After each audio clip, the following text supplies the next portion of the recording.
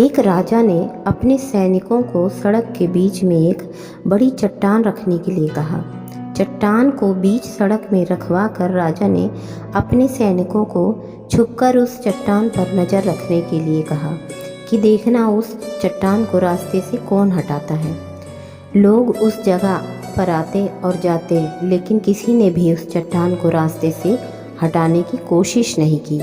उस चट्टान के पास से लोगों के गुजरने वाले में एक राजा के कुछ करीबी लोग और शहर के बड़े व्यापारी भी शामिल थे, और उनमें से कुछ लोग तो राजा को ही कोसने लगते कि क्या राजा इस चट्टान को भी रास्ते से नहीं हटवा सकता। लेकिन किसी ने भी इस चट्टान को रास्ते से हटाने का प्रयास नहीं किया। ऐसा काफ़ी दिनों तक चलता रहा। एक दिन एक किसान आदमी सब्जियों के साथ उधर से गुजर रहा था। उसने चट्टान को रास्ते में पड़ा देखा और सोचा कि सबको इस चट्टान की वजह से कितनी तकलीफ़ हो रही है। उसने अपनी मजबूत लाठी से उस चट्टान को एक तरफ धकेलने की कोशिश शुरू कर दी।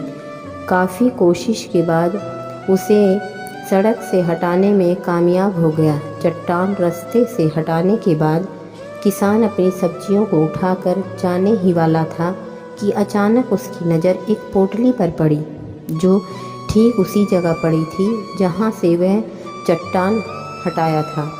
उस पोटली को खोलकर देखा तो उसमें सोने के कई सिक्के थे, और उन सिक्कों के साथ राजा ने एक संदेश भी भेजा था, जिसमें लिखा था कि ये सोने के सिक्के उनके लिए हैं जो इस चट्टान को रास्ते से हटाएगा। दोस्तों, बिल्कुल ठीक इसी तरह हम सबकी लाइफ में भी कई परेशानियां आती हैं।